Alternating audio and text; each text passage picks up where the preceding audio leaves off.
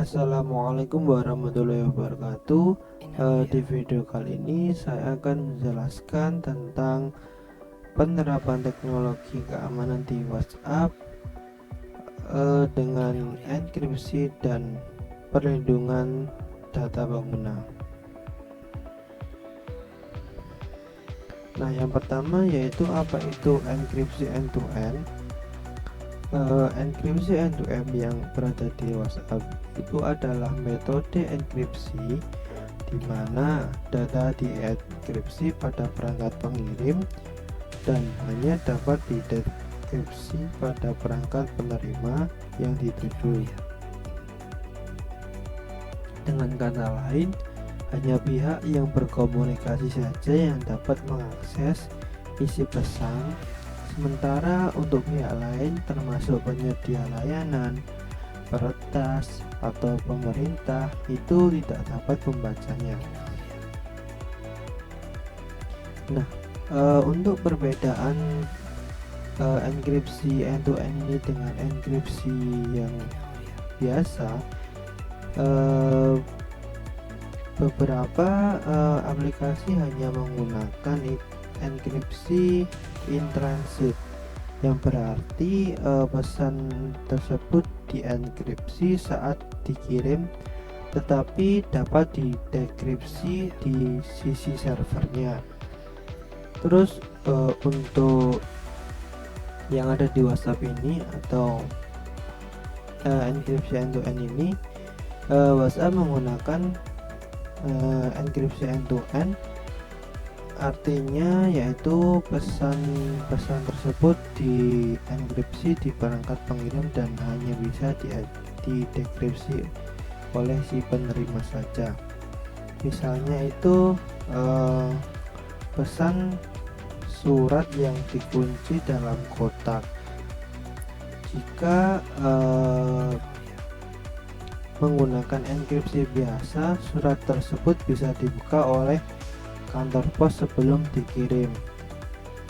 Beda halnya dengan end-to-end metodenya, yaitu hanya penerima yang dapat atau memiliki kunci untuk membukanya.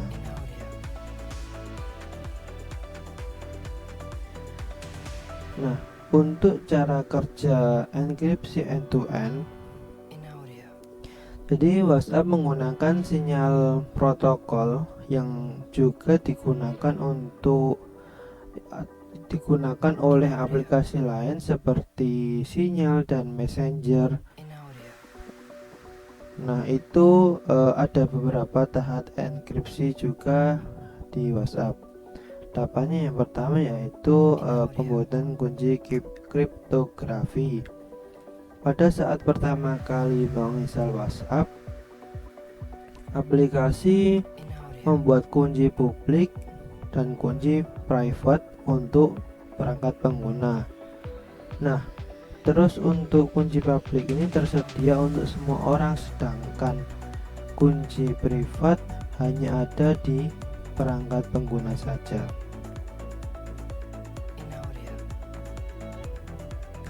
Terus yang kedua tahapnya yaitu proses enkripsi pesan. Nah, ketika pengguna mengirim pesan, WhatsApp akan menggunakan kunci publik si penerima untuk mengenkripsi pesan tersebut. Lalu pesan yang telah dienkripsi akan dikirimkan melalui server WhatsApp, tetapi pihak WhatsApp tersebut tidak bisa membaca isinya. Terus data yang sudah dienkripsi tersebut atau pesan yang dienkripsi tersebut itu dikirimkan melalui jaringan, misalnya itu internet. Dan tahap selanjutnya yaitu proses dekripsi. Di proses ini hanya penerima dengan kunci private yang bisa membuka dan membaca pesan yang telah dikirim tersebut.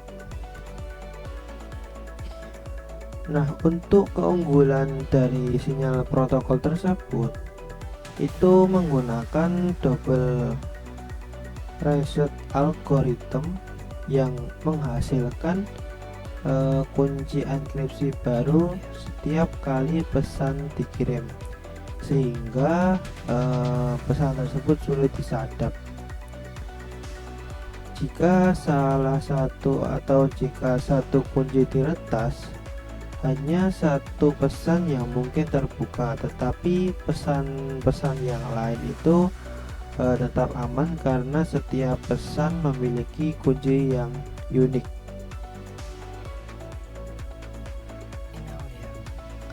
Terus mengapa enkripsi end-to-end itu penting?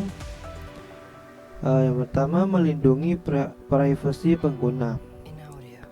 Tanpa enkripsi end-to-end, perusahaan bisa membaca dan menyimpan pesan pengguna yang bisa beresiko bagi keamanan data pribadi. Terus beberapa pemerintah meminta akses ke pesan terenkripsi untuk alasan keamanan, tapi ini bisa berbahaya juga bagi kebebasan berbicara. Terus yang kedua yaitu mencegah penyadapan dan peretasan. Jika seorang penyadap jaringan WiFi publik atau menargetkan peretasan, mereka tidak bisa membaca pesan yang telah dikirim itu karena dienkripsi sebelum dikirim. Bahkan jika suatu WhatsApp itu diretas, isi pesan tetap aman karena hanya penerima yang memiliki kunci untuk mendekripsi pesan yang dikirimkan tersebut.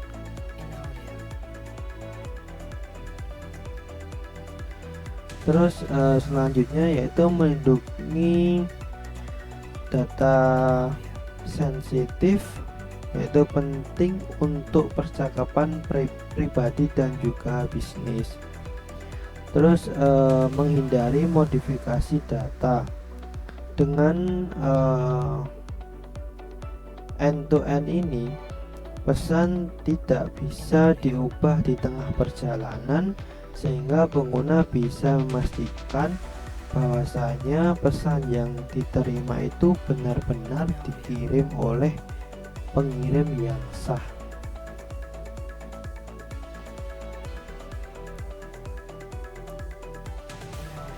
Nah, untuk bukti keamanan enkripsi WhatsApp, yang pertama, WhatsApp itu tidak bisa membaca pesan. Kenapa? Karena enkripsi terjadi di perangkat pengguna dan di pihak WhatsApp sendiri itu tidak memiliki akses ke isi pesan tersebut. Bahkan jika ada suatu kebocoran data di sisi WhatsApp, maka pesan yang telah dikirimkan itu tetap aman saja. Terus WhatsApp itu tidak menyimpan kunci enkripsi. Kunci enkripsi itu hanya ada di perangkat pengguna, bukan ada di sisi server pihak WhatsApp. Ini berbeda dengan layanan lain yang mungkin menyimpan kunci di server mereka, yang mana membuatnya lebih rentan untuk diretas. Terus dikonfirmasi oleh ahli keamanan. Nah, WhatsApp ini menggunakan sinyal protokol enkripsi yang telah diaudit dan diuji oleh pakar keamanan cyber. Terus banyak organisasi hak asasi manusia dan pakar privasi itu merekomendasikan penggunaan aplikasi dengan enkripsi end-to-end ini atau E2EE untuk komunikasi yang aman.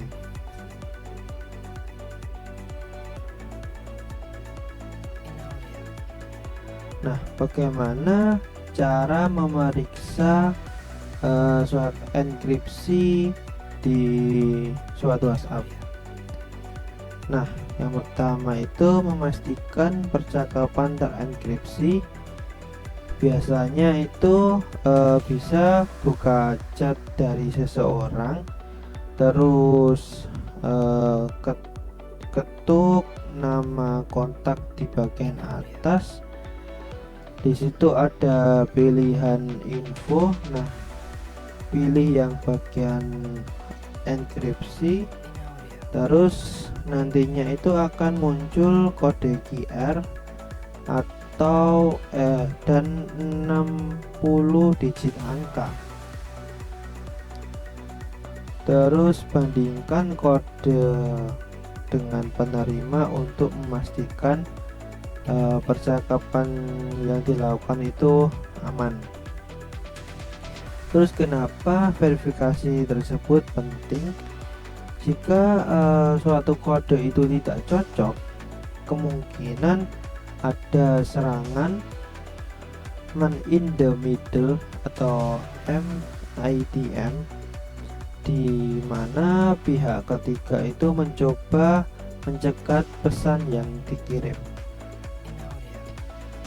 Jika tidak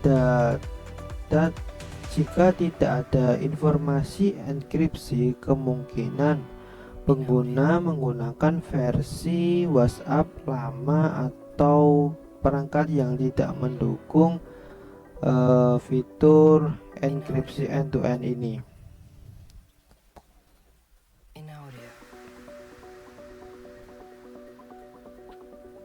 Nah, terus untuk keterbatasan enkripsi end-to-end ini, yang pertama yaitu hanya melindungi selama pengiriman. Nah, jika perangkat penerima diretas atau terkena malware, pesan tersebut itu tetap bisa diakses setelah didekripsi. Untuk serangan spyware seperti Pegasus itu bisa menargetkan perangkat dan membaca pesan sebelum atau setelah di enkripsi. Yang kedua itu tidak melindungi metadata. Nah, WhatsApp masih menyimpan data seperti siapa yang berkomunikasi dengan siapa, kapan, dan berapa lama dia itu berkomunikasi. Untuk pihak ketiga itu masih bisa melihat pola komunikasi meskipun tidak bisa membaca isi dari pesan tersebut. Terus yang ketiga itu ada backup tidak selalu terenkripsi. Jika suatu pengguna itu mencadangkan chat misalnya ke Google Drive atau iCloud tanpa dienkripsi, maka pesan tersebut bisa diakses oleh pihak ketiga. Nah, WhatsApp baru-baru ini itu menambahkan opsi enkripsi untuk nge-backup data yang dicadangkan tersebut, tetapi pengguna harus mengaktifkannya itu secara manual. Terus ada yang tidak mencegah social engineering. Nah, jika pengguna tertipu untuk membagikan kode verifikasi atau informasi pribadi, maka enkripsi tidak akan melindungi dari peretasan akun tersebut.